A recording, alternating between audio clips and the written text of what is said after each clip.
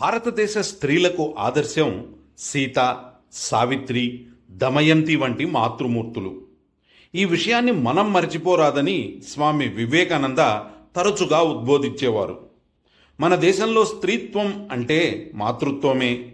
నిస్వార్థం, త్యాగశీలత, సహనం ఈ విశేష గుణాలతో విలసల్లే స్త్రీమూర్తియే మాతృమూర్తి. శక్తి లేకుండా ప్రపంచంలో పునరుజ్జీవనం సాగదనేది నగ్న సత్యం.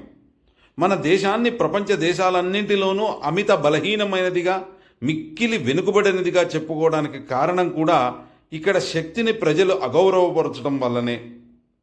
ఆదర్శ భారతావనిలో నారీలోకానికి సీత ఒక ప్రతీకగా భాసిస్తుంది. సీత అనే స్త్రీ అసలు జీవించిందా లేదా అని గాని, అది ఒక కట్టుకథ లేక చారిత్రక సత్యమా అని గాని విమర్శించాల్సిన పని లేదు. కానీ ఆమె ఆదర్శం భారతీయ హృదయాలలో స్థిరపడింది.